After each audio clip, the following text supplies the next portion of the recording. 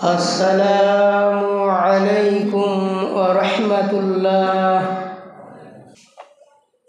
अऊज़ु बिल्लाहि मिनश शैतानिर रजीम।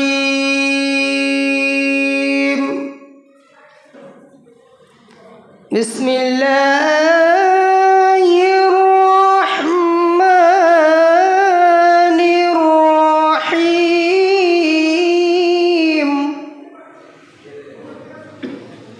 अलिफ लाम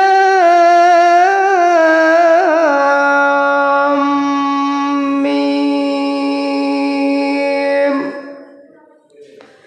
ज़ालिकल किताबु ला रैब फीहि हुदल लिल मुत्तक़ीन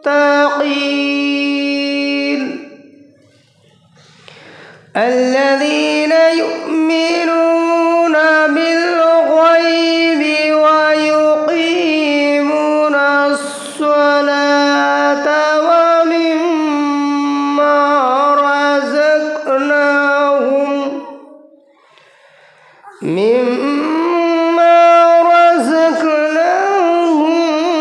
युनफ़िक़ून वल्लज़ीना युमिनून बिमा उन्ज़िल इलैक वमा उन्ज़िल मिन क़ब्लिक वबिल-आखिरति हुम युक़िनून। उलाइका अला हुदम मिर रब्बिहिम व उलाइका हुमुल मुफ़्लिहून।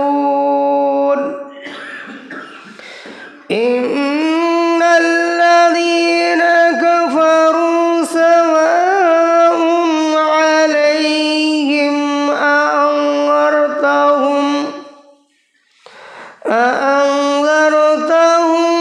अम लम तुनज़िरहुम ला युमिनून। ख़तमल्लाहु अला क़ुलूबिहिम व अला अबसारिहिम। ख़तमल्लाहु अला क़ुलूबिहिम व अला अबसारिहिम गिशवतुन व लहुम अज़ाबुन अज़ीम। अस्सलामु अलैकुम। এখন আপনাদের সামনে বক্তব্য রাখবেন হাবিবুল্লাহ সাহেব।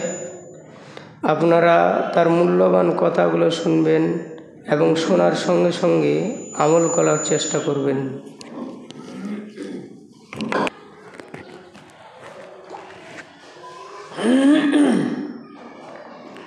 আসসালামু আলাইকুম ওয়া রাহমাতুল্লাহি ওয়া বারাকাতুহু।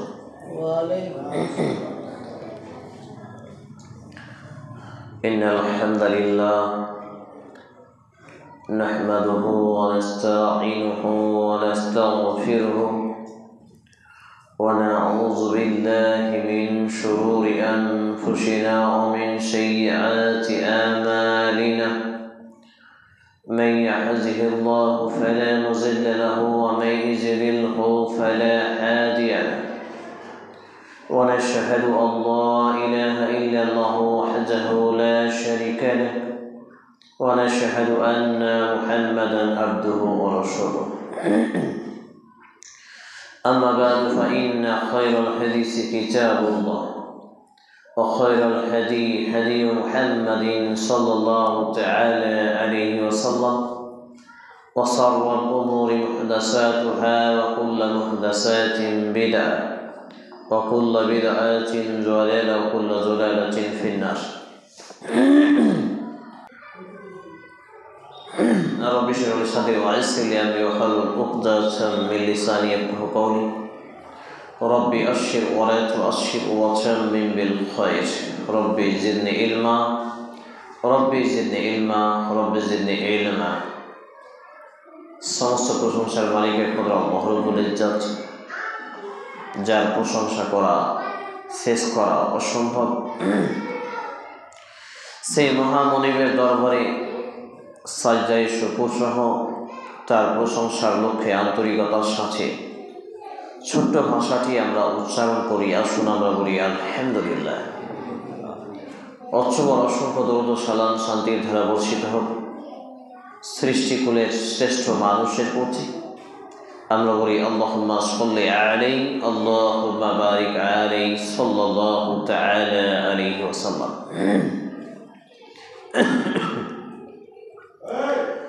আজকে সংক্ষিপ্ত টাইমে যে বিষয়ের প্রতি আলোচনা রাখব সেটা হচ্ছে মুনাফিকের কিছু গুণাগুণ, আলামত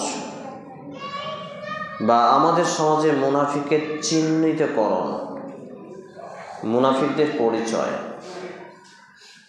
আর এর সতর্কতার সহিত মুনাফিকের থেকে আমাদেরকে বাঁচায়। যদিও বর্তমান সময়ে এই বিষয়টি সাজেস্ট করে না, এরপরেও এই বিষয়টি নিয়ে আমরা এই জন্যই আলোচনা করছি যে আমাদের ঈমান, আমাদের চেতনা একেবারে দুর্বল।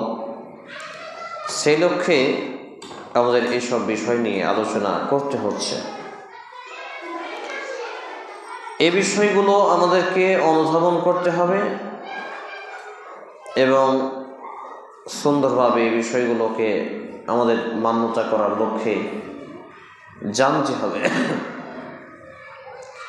মুনাফিকের আলামত বা চিহ্ন, মুনাফিকদের নিয়ে প্রায় সমস্ত হাদিস গ্রন্থে 128টি হাদিস বর্ণিত হয়েছে। কতটি? 128টি।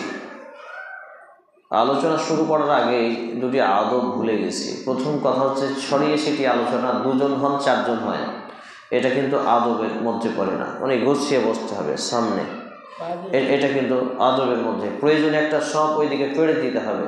সবগুলো মসজিদে গোছানোর জন্য নয়, বিছানোর জন্য বিছিয়ে দিতে হবে, গুছিয়ে রাখার প্রয়োজন নেই। সামনের দিকে বসবেন, এতে আপনাদেরও সুবিধা হবে, আমারও বোঝাতে বলতে সুবিধা হবে। গতকালকে হঠাৎ করে ধুলিয়ান শহরে আপনার নতুন বাজার এলাকায় আমি ঢুকলাম সেই মসজিদে সালাত আদায় করতে। তো একজন বিজ্ঞ যোগ্য শাইখ, খাদেম বলা যায়, সুবহানাল্লাহ, তিনি আমাকে এক বাক্যে চিনেছেন যে হাবিবুল্লাহ। কীভাবে চিনেন তিনি জানেন, আল্লাহ জানেন। দিয়ে হঠাৎ করে বলছেন আজকে দাস আপনাকে দিতে হবে। আমি বললাম আমার সময় নেই, সালাত আদায় করে বেরিয়ে যাব। তো বলছেন না, দাস আপনাকে দিতে হবে, নইলে ইজতেমা বন্ধ করে দেবেন। সুবহানাল্লাহ, এত লোকের উপস্থিতি কল্পনার বাইরে। সাপ্তাহিক প্রোগ্রাম এবং আলোচনা শেষে সবগুলোই সালাম মুসাফা করতে আসলো আমার সঙ্গে এবং আমাকে বলছেন যে আমাদের মসজিদে খুতবা দিতে আসুন এবং বারবার বক্তব্য দিতে আসুন। তা আমি বললাম ভাই সময় তো খুবই কম, একলা মানুষ, ছাত্র মানুষ, সময় আমার অভাব। তো শিক্ষার প্রবণতা, সেখানে আন্তরিকতার সাথে চাহিদা কতটা আমি লক্ষ্য করলাম। জি, সবাই জেনারেল শিক্ষিত, মাস্টার, ডাক্তার, আপনি অবাক হয়ে যাবেন। আর মসজিদটা আয়নার মতো চকচকে, আপনার আমার মতো এরকম খেসেরা পড়া নয়, একটা ধৌলাবালিও পেলাম না। সুবহানাল্লাহ। আর ইমাম তো ইমাম, ইমাম কাকে বলে? আল্লাহুস সামাদ। যেমন লম্বা চওড়া, তেমন কণ্ঠ, তেমন তেলাওয়াত, তেমন কথাবার্তা। এই বসতে হবে তো বসতে হবে, একটা বাচ্চা ছেলেও নড়ে গেল। আল্লাহুস সামাদ, মানে কতটা ওজনশীল আমি এটা বোঝাতে চাচ্ছি আপনাকে। শুধু বললো আজকে ইজতেমা, মঙ্গলবারের দিন আপনাদের বসতে হবে, একটা বাচ্চা ছেলেও বাইরে গেল না আমার দেখা চোখে। এবং আলোচনা চলাকালীন আমাকে সময় দিয়েছিলেন 25 মিনিট, কিন্তু সময় 35 মিনিট ওভারটেক হয়ে গেছে। একটা কেউ একবার ঘড়ির দিকে তাকায়নি। সুবহানাল্লাহ। তা আমি চিন্তা করলাম যে অত ইজ্জু মান্তাসা, অত জিল্লু মান্তাসা। ইজ্জতের মালিকও আল্লাহ, জিল্লাত বেজ্জতের মালিকও আল্লাহ।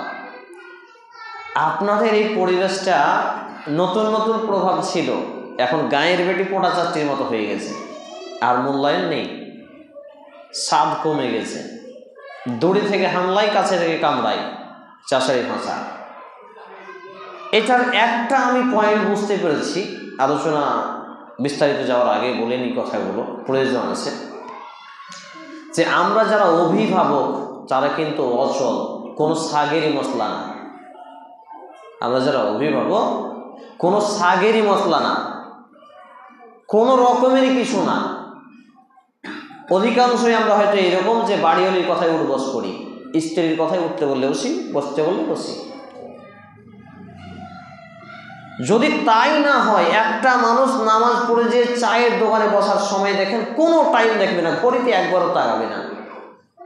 খেলা দেখুক, নাচ গান দেখুক, আর কিছু দেখুক, সিরিয়াল দেখুক, গল্প গুজব করুক, একবার ঘড়ির দিকে তাকাবে না।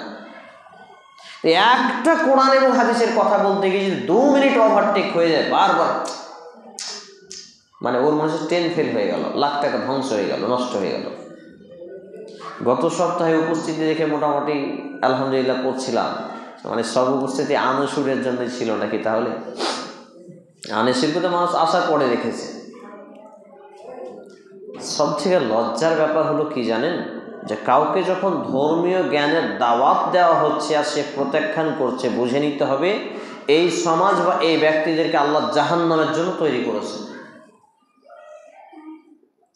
আর আমাদের আলেমদের এক শ্রেণী হচ্ছে হোংলা মার্খা, এরা আবার ডিসকাউন্ট দেয়, ধর্মকে বাপের সম্পত্তি পেয়ে ডিসকাউন্ট দেয়, ছাড় দিতে দিতে দিতে দিতে যা ইচ্ছা তাই করছে, নিজেও করছে তা এবং অপরকে করাচ্ছে। তার প্রমাণ গত সপ্তাহে ইচ্ছাকৃত বিনা কাজে যে সাড়ে জামাতকে ফেল করে সেখানে যুক্তি দাঁড় করাচ্ছে। লা হাওলা ওয়ালা কুওয়াতা ইল্লা বিল্লাহ।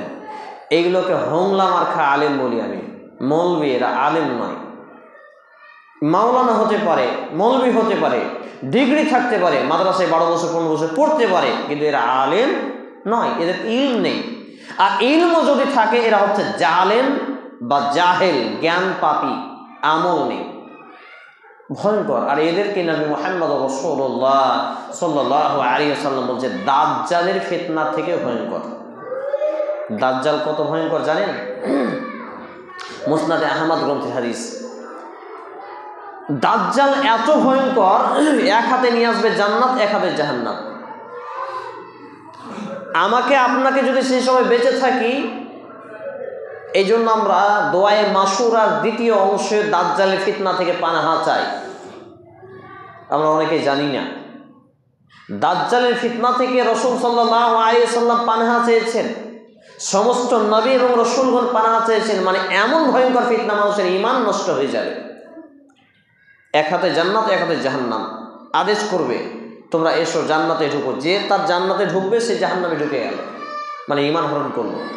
আল্লাহ তাকে এমন কিছু ক্ষমতা দেবেন যে এলাকাতে ধরেন শাকসবজি ফলমূল আছে, তো বলবে এটা দুর্ভিক্ষ না, এগুলো ফসল নষ্ট হয়ে যাবে। কার ক্ষমতা? সুবহানাল্লাহ বলতে ইচ্ছা হয় না? সুবহানাল্লাহ, এটা আল্লাহর ক্ষমতা। বলবে এই লোকটাকে চোখের সামনে মেরে দেবে।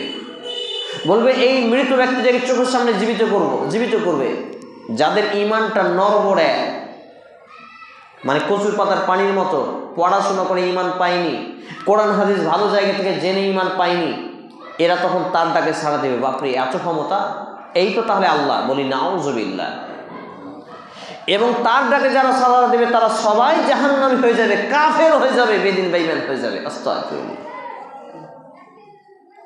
এত ভয়ঙ্কর ব্যক্তি, তার একটা চোখ হবে, একটা চোখ থাকবে কানা, এখানে কাফির লেখা থাকবে, কাফারা, কাফির, যাবার যে ছাড়া কপালে। তো এই দাজ্জাল এত ভয়ঙ্কর হবে যে মানুষ দেখে আতঙ্কে থরথর করে কাঁপবে, অনেকে প্যান্টে পেছাব করে দেবে। এই দাজ্জালের ফিতনার থেকে ভয়ঙ্কর বলেছেন কাকে? 15 বছর 20 বছর 30 বছর মাদ্রাসায় পড়া মৌলবীকে। আল্লাহুস সামাদ, কল্পনা করেন। এখান থেকে প্রমাণ হয় আমাদের সমাজে সব মৌলবী ভালো এমন কথা নয়। কিছু মৌলবী আপনার সাথে সম্পর্ক রাখে, ছাগলের সাথে সম্পর্ক রাখে, পাগলের সাথেও রাখে, ভালোর সাথেও রাখে, মন্দের সাথেও রাখে। এই জন্য যে আপনার কাছ থেকে যে টাকা নিয়ে এসে তার পেট এই জাহান্নামকে ভরার জন্য, এই স্বার্থ তার দুনিয়া। দিনের স্বার্থ হলে তার স্বার্থ হবে এই খারাপ লোকটাকে ভালো করা, কিন্তু তার সাথে মিশে গিয়ে তাকে লুটে লুটে খাওয়ার প্রবণতা থাকবে না। আপনি উঠিয়ে দেখেন পবিত্র কোরআন সূরা আত-তাওবা 9 নম্বর সূরা 34 নম্বর আয়াত আল্লাহ রাব্বুল আলামিন বলছেন, নিশ্চয় কিছু আলেমে দ্বীন আছে। বনী ইসরাঈলদের আলেমকে, ইহুদি খ্রিস্টানদের আলেম যাজক, হিন্দুদের আলেম পুরোহিত, আমাদের আলেম মৌলভী সাহেব নাকি? এরকম কিছু ধর্ম প্রচারক লোক আছে যারা জনগণকে আল্লাহর পথ থেকে বিচ্যুত করে, বাধা প্রদান করে, জনগণের ধন সম্পদকে লুণ্ঠন করে, লুটে খায়, জনগণকে আল্লাহর পথে বাধা দেয়, অথচ জনগণ তা বুঝতে পারে না। আল্লাহুস সামাদ। কোরআনের আয়াত, কোরআনে আয়াতই পড়ে আছে, হাজার হাজার তার বক্তব্য শুনছি, আয়াতগুলো হাতে গোনা কয়েকজন ছাড়া পড়েই নেই। সূরা তাওবা 9 নম্বর সূরা 34 নম্বর আয়াত।